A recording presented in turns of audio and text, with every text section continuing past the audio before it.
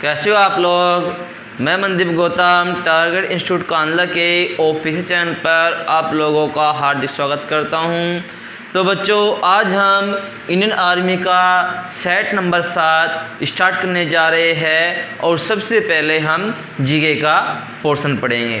तो जीके का जो पहला क्वेश्चन है आज का हमारा, कोणार्क का मंदिर कहाँ है? तो केरल, उड़ीसा, राजस्थान, तमिलनाडु। तो जो कोणार्क का मंदिर है ये उड़ीसा में है।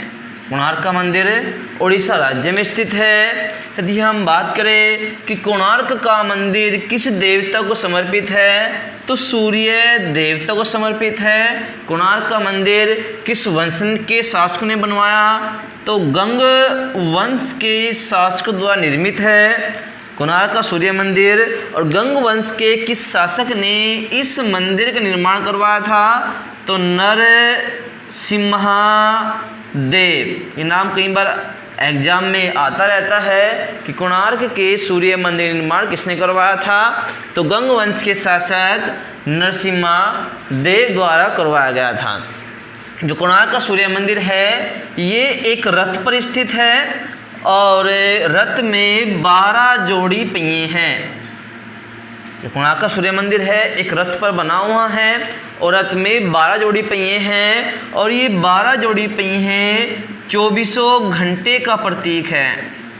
24 घंटे का प्रतीक है और प्रत्येक पहिए में 8 ताड़ियाँ हैं और जो 8 ताड़ी है ये 8 पहर का प्रतीक है। और रथ में 7 घोड़े, रथ में 7 घोड़े हैं जो 7 दिन का प्रतीक है। ठीक है बच्चों, जो कोणार्क का सूर्य मंदिर है ये एक गंग वंश के शासक नरसिम्हा द्वारा बनवाया गया था और एक रथ पर स्थित है। रथ में 12 जोड़ी पहिए हैं जो 24 घंटे का प्रतीक है। 7 घोड़े हैं जो 7 दिन का प्रतीक है और प्रत्येक पहिए में 8 ताड़ियाँ है जो दिन के 8 पहर का प्रतीक है। तो चलते हैं नेक्स्ट क्वेश्चन लेकर, और हमारा नेक्स्ट क्वेश्चन है दूसरा। तो देखते हैं सेकंड क्वेश्चन में क्या है। तो सेकंड क्वेश्चन में कहा गया है महाद्वीपों की संख्या कितनी है? कितने महाद्वीप है? तो महाद्वीपों की संख्या कितनी है? 7 महाद्वीप है। महाद्वीप कितने हैं? 7 महाद्वीप हैं। तो आपको याद रखना है इन 7 महाद्वीपों के बारे में। सबसे बड़ा महाद्वीप कौन सा है क्षेत्रफल में, दूसरा बड़ा महाद्वीप और तीसरा बड़ा महाद्वीप, 3 तक आपसे पूछा जा सकता है। और सबसे छोटा महाद्वीप आपसे पूछा जा सकता है। तो अब देखते हैं महाद्वीपों के बारे में। और सबसे बड़ा महाद्वीप क्षेत्रफल के अनुसार कौन सा है? एशिया महाद्वीप। कितने महाद्वीप है? 7। और सबसे बड़ा है क्षेत्रफल के अनुसार एशिया।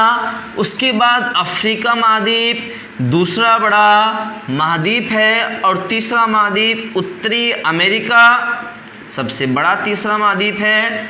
और चौथा बड़ा महाद्वीप है दक्षिण अमेरिका। 5वां अंटार्कटिका महाद्वीप 5वां बड़ा महाद्वीप है। 6ठा महाद्वीप यूरोप, आपको याद रखना है। और 7वां बड़ा महाद्वीप है क्षेत्रफल के अनुसार कौन सा है? ऑस्ट्रेलिया। तो ये 7 महाद्वीप है। सबसे बड़ा क्षेत्रफल के अनुसार एशिया, उसके बाद अफ्रीका, उसके बाद उत्तरी अमेरिका और सबसे छोटा ऑस्ट्रेलिया महाद्वीप है। यदि आपसे पूछा जाए कि महासागर कितने हैं, महासागर, तो याद रखना है पृथ्वी पर सिर्फ 5 महासागर है और सबसे बड़ा महासागर आपको याद रखना है प्रशांत महासागर है। सबसे बड़ा महासागर प्रशांत महासागर है। और कई बार एग्जाम में आता है कि सबसे छोटा महासागर कौन सा है? तो आपको याद रखना है आर्कटिक। आर्कटिक महासागर सबसे छोटा महासागर है। तो ये था हमारा सेकंड क्वेश्चन। और अब चलते हैं अपने नेक्स्ट क्वेश्चन लेकर, क्वेश्चन नंबर 3। तो क्वेश्चन नंबर 3 में क्या है देखते हैं। और क्वेश्चन नंबर 3 है हमारा, हुक किस खेल संबंधित है?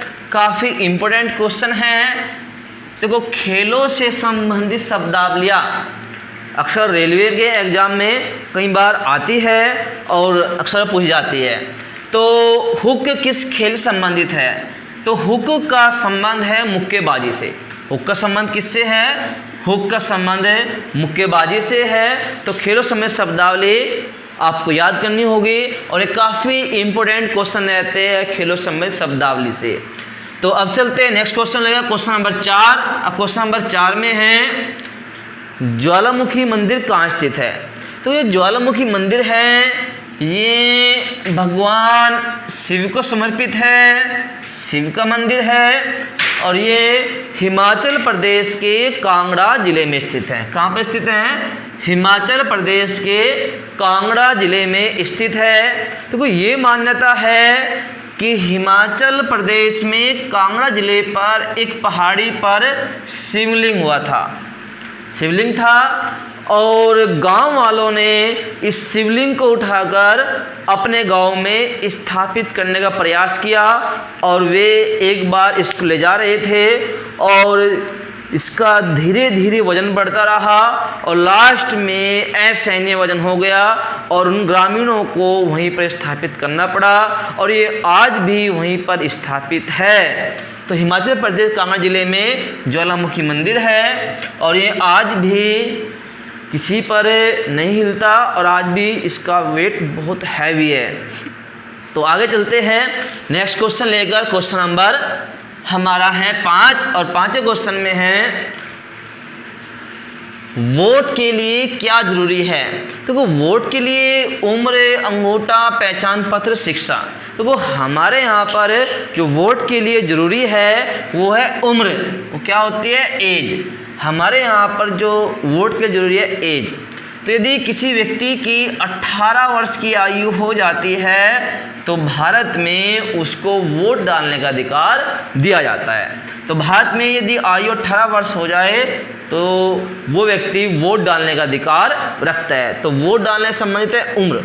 देखो पहले ये उम्र कितनी थी? 21 वर्ष। पहले ये वोट डालने की उम्र कितनी थी? 21 वर्ष थी, लेकिन वर्तमान में ये वोट डालने की आयु कितनी है? 18 वर्ष। तो अब चलते हैं अपन नेक्स्ट क्वेश्चन लेकर क्वेश्चन नंबर 6। अब देखते हैं क्वेश्चन नंबर 6 में क्या है। राष्ट्रपति का कार्यकाल कितने वर्ष का होता है? देखो जो हमारे यहाँ पर राष्ट्रपति कार्यकाल होता है वो 5 वर्ष का होता है। यदि बात करें अमेरिका के राष्ट्रपति का तो वो अमेरिका में ये कार्यकाल जो है ना 4 वर्ष का है। अमेरिका में राष्ट्रीय कार्यकाल 4 वर्ष का होता है और वही भारत की यदि बात करें तो भारत में ये कार्यकाल कितना होता है? 5 वर्ष का होता है। कई बार क्वेश्चन आता है यदि राष्ट्रपति 5 वर्ष से पहले ही अपना पद छोड़ना चाहता है तो वो त्याग पत्र देता है। तो राष्ट्रपति अपना त्याग पत्र किसको देता है? कई बार क्वेश्चन एग्जाम में आ जाता है।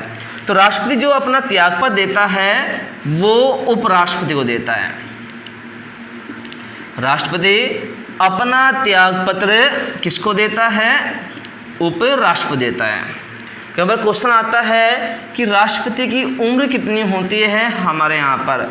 तो राष्ट्रपति बनने के लिए हमारे यहाँ पर न्यूनतम कम से कम आयु का प्रावधान है, अधिक से अधिक आयु का प्रावधान नहीं है। अधिक से अधिक चाहे कितनी भी एज हो राष्ट्रपति बनने के लिए, लेकिन कम से कम कितनी आयु होनी चाहिए? 35 वर्ष। कम से कम हमारे यहाँ पर राष्ट्रपति बनने के लिए आयु कितनी होनी चाहिए? 35 वर्ष। तो एक क्वेश्चन यहाँ से बनता है और एक क्वेश्चन ये बनता है कि हमारे यहाँ पर एक व्यक्ति कितनी बार राष्ट्रपति बन सकता है। तो हमारे देश की बात करें तो हमारे देश में एक व्यक्ति कितनी भी बार, आप क्या लगाओगे? कितनी भी बार राष्ट्रपति बन सकता है। हमारे यहाँ पर एक व्यक्ति कितनी बार राष्ट्रपति बन सकता है। लेकिन यदि हम बात करें अमेरिका की तो अमेरिका में ये प्रावधान है 2 बार। अमेरिका में एक व्यक्ति 2 बार राष्ट्रपति बन सकते हैं, लेकिन भारत में वह व्यक्ति कितनी भी बार राष्ट्रपति बन सकता है। तो क्वेश्चन नंबर 6 था। अब क्वेश्चन नंबर 6 संबंधित कुछ फैक्ट थे। तो अब चलते हैं अपने नेक्स्ट क्वेश्चन लेकर क्वेश्चन नंबर 7 और देखते हैं क्वेश्चन नंबर 7 में क्या है। और क्वेश्चन नंबर 7 है हमारा जनगणना किस अंतराल में होती है? तो वो हमारे यहाँ पर जनगणना होती है वो 10 वर्ष के अंतराल पर होती है। जैसे आपको पता होगा कि 2011 में जनगणना हुई थी और अब कब होगी, 2021 में जनगणना होगी। तो 10 वर्ष के अंतराल पर क्या होती है, हमारे यहाँ पर जनगणना होती है। तो जनगणना से संबंधित कई क्वेश्चन बनते हैं, जैसे भारत में प्रथम बार जनगणना कब हुई, भारत में पहली बार जनगणना कब हुई थी, तो आपको याद रखना है 1872 में, और किसके समय, लॉर्ड मेयो के समय। सबसे पहले जनगणना भारत में कब हुई थी, 1872 में लॉर्ड मेयो के समय। और कई बार क्वेश्चन आता है नियमित जनगणना, नियमित जनगणना कब हुई थी, तो आपको याद रखना है नियमित जनगणना हुई थी 1881 में हुई थी। और किसके समय हुई थी नियमित जनगणना 1881 में, तो आपको याद रखना है लॉर्ड रिपन के समय। किस समय हुई थी, लॉर्ड रिपन के समय 1881 में भारत में नियमित जनगणना हुई थी। एक क्वेश्चन आता है कि 2011 में भारत की कौन सी जनगणना हुई, तो आपको लगाना है 15वीं जनगणना। 2011 में जो भारत में जनगणना हुई थी वो 15वीं जनगणना हुई थी। यदि आपसे पूछा जाए कि स्वतंत्र भारत की कौन सी जनगणना हुई थी, तो आपको आंसर लगाना है 7वीं। यदि आपसे पूछा जाए कि कौन सी हुई थी, तो गुलाम भारत से लगाकर 2011 तक ये 15वीं जनगणना थी। यदि पूछा जाए स्वतंत्र भारत की, तो आप आंसर दोगे 7वीं। स्वतंत्र भारत की 2011 की जनगणना ये 7वीं जनगणना थी। तो अब चलते हैं अपने नेक्स्ट क्वेश्चन लेकर, क्वेश्चन नंबर 8। तो देखते हैं क्वेश्चन नंबर 8 में क्या है। इंडिया मिलिट्री अकादमी स्थित है। देखो, इंडिया मिलिट्री अकादमी गुलाम भारत में स्थापित की गई थी, अंग्रेजों द्वारा स्थापित की गई थी। इंडिया मिलिट्री अकादमी 1932 में स्थापित की गई थी, और ये कहाँ पर हुई थी, देहरादून में। तो देहरादून में स्थापित की गई थी, और ये किसके लिए स्थापित की गई थी, जो भारतीय सेना के अधिकारी हैं उनको प्रशिक्षण देने के लिए। तो यहाँ पर क्या होता है, जो भारतीय सेना के अधिकारी हैं, अधिकारियों का क्या होता है, प्रशिक्षण होता है। प्रशिक्षण मतलब यहाँ पर जो भारतीय सेना के जो अधिकारी होते हैं उनको प्रशिक्षण दिया जाता है। यदि आपसे यहाँ पर एक क्वेश्चन पूछा जाए कि इसका उद्देश्य क्या है, इसका लोगो क्या है, तो आप आंसर दोगे वैलोर एंड विजडम। तो इसका जो लोगो है वो क्या है, आदर्श वाक्य है, वैलोर और विजडम। क्या आदर्श वाक्य आपका रखना है, वैलोर एंड विजडम। ये क्या है, आदर्श वाक्य है, किसका, इंडिया मिलिट्री अकादमी का। तो हमसे क्वेश्चन पूछा गया है कहाँ स्थित है, तो सही आंसर क्या है, कहाँ स्थित है, देहरादून में स्थित है, उत्तराखंड में। कहाँ पे स्थित है, देहरादून में स्थित है, उत्तराखंड में इंडिया मिलिट्री अकादमी। तो अब चलते हैं नेक्स्ट क्वेश्चन लेकर। 1932 में स्थापित हुई थी। क्वेश्चन नंबर 9 है हमारा, और 9 में हमसे क्वेश्चन किया गया है अबुल फजल किसके शासनकाल में थे। तो वो अबुल फजल का जन्म की यदि बात करें, अबुल फजल का जन्म आगरा में हुआ था 1556 में। तो अबुल फजल ने आइनो अकबरी अकबरनामा पुस्तकें लिखी, और ये अबुल फजल अकबर के नवरत्नों में से एक थे। अबुल फजल जो थे अकबर के नवरत्नों में से एक थे। तो अकबर के समय ये थे अबुल फजल, तो सही आंसर क्या होगा, अकबर। अबुल फजल किसके शासनकाल में थे? अकबर के शासनकाल में थे और अकबर के नवरत्नों में से एक थे। इनके वैसे जो बड़े भाई थे वो फैजी थे। कई बार क्वेश्चन आता है कि अबुल फजल के बड़े भाई कौन थे, तो आपका रखना फैजी। तो फैजी थे अबुल फजल के बड़े भाई। तो अब चलते हैं नेक्स्ट क्वेश्चन लेकर, क्वेश्चन नंबर 10, और देखते हैं क्वेश्चन नंबर 10 में क्या है। क्वेश्चन नंबर 10 है हमारा, लोकसभा अध्यक्ष अपना त्याग पत्र संबोधित करता है। तो लोकसभा अध्यक्ष जिसको हम बोलते हैं स्पीकर, अपना त्याग पत्र किसको देता है? देखो, दो पद होते हैं लोकसभा में। एक तो होता है लोकसभा अध्यक्ष जिसको हम स्पीकर बोलते हैं, एक होता है लोकसभा उपाध्यक्ष जिसको हम बोलते हैं डिप्यूटी स्पीकर। तो लोकसभा में जो लोकसभा अध्यक्ष होता है, यदि ये त्यागपत्र देना चाहता है तो लोकसभा उपाध्यक्ष को देता है। यदि लोकसभा उपाध्यक्ष त्यागपत्र देना चाहता है तो लोकसभा के अध्यक्ष को देता है। तो लोकसभा अध्यक्ष उपाध्यक्ष को और उपाध्यक्ष अध्यक्ष को अपना त्यागपत्र सौंपता है। तो इसमें से आंसर क्या होगा? लोकसभा का अध्यक्ष अपना त्यागपत्र देता है लोकसभा के उपाध्यक्ष को। तो ऑप्शन सी करेक्ट है हमारा। सही आंसर क्या है? Option C. तो ये था हमारा क्वेश्चन नंबर 10। अब चलते हैं क्वेश्चन नंबर 11 को लेकर, और क्वेश्चन नंबर 11 में है, जवाहरलाल नेहरू का जन्म कब हुआ था? से बच्चों को पता होगा कि जवाहरलाल नेहरू के जन्म दिवस को हम किस रूप में मनाते हैं? Children day. किसके रूप में मनाते हैं? चिल्ड्रन डे, बाल दिवस के रूप में मनाते हैं। और ये कब मनाया जाता है बाल दिवस? 14 नवंबर को। तो जवाहरलाल नेहरू का जन्म 14 नवंबर को हुआ था। इस दिन को हम बाल दिवस के रूप में मनाते हैं। तो सही आंसर क्या होगा? 14 नवंबर, 5 सितंबर, 2 अक्टूबर या 5 नवंबर। तो 14 नवंबर 1889 को जवाहरलाल नेहरू का जन्म हुआ था इलाहाबाद में। जैसे आपको पता होगा, जो जवाहरलाल नेहरू के पिता थे वो कौन थे? मोतीलाल नेहरू। मोतीलाल नेहरू जो एक कश्मीरी पंडित थे, और इनके 3 बच्चे थे। एक तो जवाहरलाल नेहरू, एक इनकी लड़की थी विजय लक्ष्मी पंडित, जिससे कई बार क्वेश्चन आता है। विजय लक्ष्मी पंडित जवाहरलाल नेहरू की बहन और मोतीलाल नेहरू की लड़की थी। तो कई बार क्वेश्चन आता है कि संयुक्त राष्ट्र में पहली भारतीय महिला राजदूत कौन थी? तो विजय लक्ष्मी पंडित थी।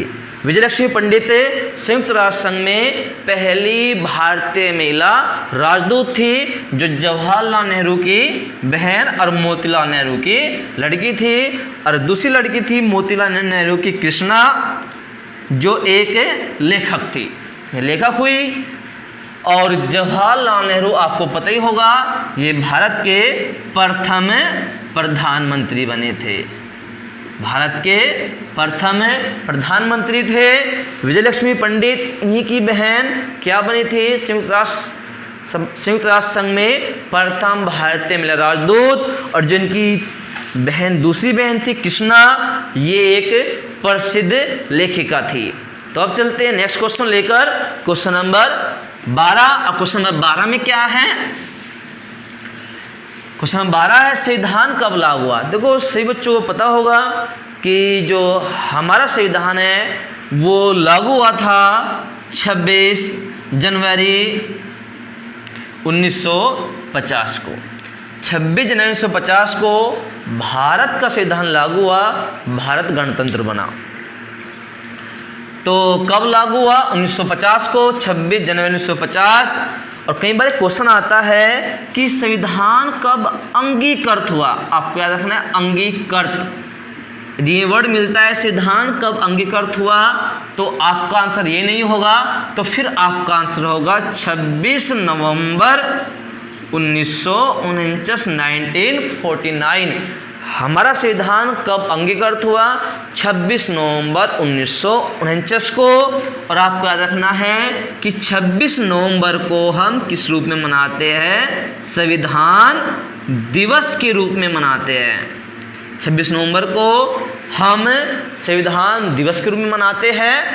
तो अब चलते हैं अपने नेक्स्ट क्वेश्चन लेकर, और नेक्स्ट क्वेश्चन है क्वेश्चन नंबर 13। तो देखते हैं क्वेश्चन नंबर 13 में क्या है। क्वेश्चन नंबर 13 है, भारत का प्रधानमंत्री बनने के लिए कितनी उम्र होनी चाहिए। तो भारत का प्रधानमंत्री बनने के लिए कम से कम आयु कितनी होनी चाहिए। तो कम से कम आयु कितनी होनी चाहिए, 18 वर्ष, 22 वर्ष, 20 वर्ष या 25 वर्ष। तो सही आंसर क्या है, डी ऑप्शन सही है। भारत का प्रधानमंत्री बनने के लिए कम से कम उम्र कितनी होनी चाहिए, 25 वर्ष होनी चाहिए। और यहीं पर एक क्वेश्चन कई बार एग्जाम में आता है, तो जो भारत का प्रधानमंत्री होता है ना, तो ये लोकसभा से भी बनता है, लोकसभा से, और ये राज्यसभा से भी बनता है। भारत का प्रधानमंत्री लोकसभा से बन सकता है, राज्यसभा से भी बन सकते हैं। जैसे आप कहोगे नरेंद्र मोदी लोकसभा से प्रधानमंत्री है। जो इससे पहले पूर्व प्रधानमंत्री थे डॉक्टर मनमोहन सिंह, वो राज्यसभा से थे। नरेंद्र मोदी लोकसभा से है, और जो इससे पूर्व प्रधानमंत्री थे हमारे डॉक्टर मनमोहन सिंह, वो राज्यसभा से थे। तो कई बार क्वेश्चन आ सकता है, यदि भारत का प्रधानमंत्री राज्यसभा से है, कहाँ से है, राज्यसभा से, यदि भारत का प्रधानमंत्री राज्यसभा से है तो उसके लिए कितनी आयु होनी चाहिए। तो फिर आपको इस क्वेश्चन का आंसर लगाना होगा 30 वर्ष। यदि आपसे इस तरह पूछा जाए या लोकसभा देकर पूछा जाए तो आपको आंसर लगाना 25 वर्ष। कई बार एग्जाम में ऐसा क्वेश्चन आ सकता है कि भारत का प्रधानमंत्री राज्यसभा से है तो उसके लिए न्यूनतम आयु कितनी होनी जरूरी है, तो आंसर लगाना होगा 30 वर्ष। तो अब चलते हैं अब नेक्स्ट क्वेश्चन लेकर, क्वेश्चन नंबर 14। क्वेश्चन नंबर 14 में है, ईरान की राजधानी क्या है। तो वो ईरान और इराक काफ़ी कन्फ्यूज करते हैं। तो ईरान और एक नाम है इराक। तो जो इराक है, इराक की जो राजधानी है वो बगदाद है। क्या राजधानी है, इराक की बगदाद। लेकिन हमसे पूछा गया ईरान, तो जो ईरान की राजधानी है वो क्या है, तेहरान। ईरान की राजधानी क्या है, तेहरान है। तो ऑप्शन बी हमारा सही है।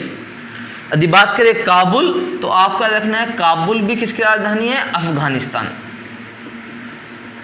यदि क्वेश्चन आए वियना, तो वियना किसकी राजधानी है, एक देश है यूरोप महाद्वीप में, ऑस्ट्रिया। तो यूरोप महाद्वीप के देश ऑस्ट्रिया की राजधानी क्या है, वियना। एक तो देश है ऑस्ट्रेलिया, तो एक देश है ऑस्ट्रिया। तो ऑस्ट्रिया की राजधानी क्या है, वियना। ईरान की तेहरान, इराक की बगदाद और अफगानिस्तान की काबुल।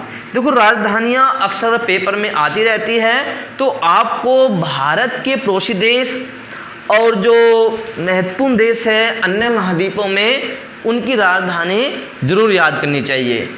तो अब चलते हैं जीके के लास्ट क्वेश्चन लेकर, क्वेश्चन नंबर 15। तो जीके का लास्ट क्वेश्चन है, निम्न में से खाद्य फसल कौन सी है। तो खाद्य फसल कौन सी होती है, तो खाद्य फसल है गेहूँ, जौ, जई, बाजरा, मक्का, ये क्या है, हमारी खाद्य फसल है। जैसे हम बात करें सरसों, सरसों क्या है, एक तेल वाली फसल है। सरसों क्या निकालते हैं हम, तेल। तो सरसों क्या है, तेल वाली फसल है, तिलहन। कहीं में आती है सरसों, तिलहन में। तो कपास, कपास एक कैसी फसल है, रेशेदार फसल। कपास क्या है, रेशेदार फसल होती है। जैसे तिल, तिलों का भी तेल निकलता है, तो तिल क्या है, तिलहनी फसल है। तिल क्या है, तिलहनी फसल है। यदि बात करें मक्का, तो मक्का क्या है, खाद्य फसल है। मक्का क्या है, खाद्य फसल है। मक्का, जौ, जई, चावल, तो ये क्या है, खाद्य फसल है। तो सही आंसर क्या होगा इसका, डी ऑप्शन करेक्ट है, मक्का। तो ये हो गए जीके के 15 क्वेश्चन। अब नेक्स्ट वीडियो में हम जीएस के अपने 15 क्वेश्चन लेकर चलेंगे।